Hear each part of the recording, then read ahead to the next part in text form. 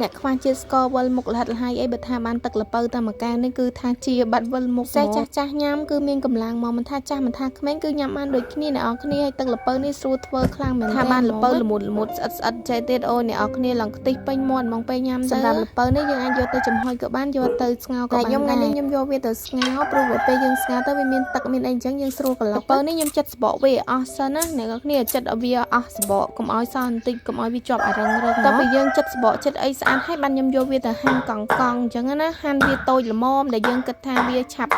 លួយឆាប់ផុយអញ្ចឹងទៅយើងគេខ្ញុំខ្លះអត់បើថាផ្អែមល្ពៅនោះគឺអត់ចេះញ៉ាំទេតែបើថាយកល្ពៅយកធ្វើទឹកល្ពៅអញ្ចេះវិញគឺថាដាក់មួយកែវចូលមួយកែវហើយក៏ឆ្នៃធ្វើទឹកល្ពៅឲ្យខ្លួនឯងបានញ៉ាំដែរយើងមកដាំទឹកស្ងោរល្ពៅយើងហើយខ្ញុំបន្ថែមជាមួយនឹងហឹកតើយដែរហើយរយៈពេលស្ងោរនេះខ្ញុំស្ងោរប្រហែលជា20ទៅ25នាទីព្រោះអីល្ពៅនេះវារឿងខ្ញុំកាត់ព្រឹងកង់នឹងធំដែរអញ្ចឹងវារឿងចំណាយពេលយូរស្ងោរវាឡើងពុះខ្លាំងហើយឲ្យវាឡើងតុនខ្លាំងមែនតើណាអ្នកនរគ្នាបានយើងយកវាទៅហើយកន្លងនេះចំណាយពេលយូរទេតែប្រហែលជា3ទៅ4នាទីនោះគឺម៉ត់ស្អាតមែនតើហើយខ្ញុំក៏មានបន្ថែមជាមួយនឹងសាច់ដូងដែរសាច់ដូងចាស់ល្មមដែរតែយើងផឹកទៅវាសល់អាកាដូងយើងសម្រាប់យើងញ៉ាំដែរអញ្ចឹងណាអ្នកនរគ្នាបើអត់ចូលចិត្តអីមិនបាច់ដាក់ក៏បានដែរនេះខ្ញុំគ្រាន់តែចង់បន្ថែមជាមួយនឹងសាច់ដូងទេ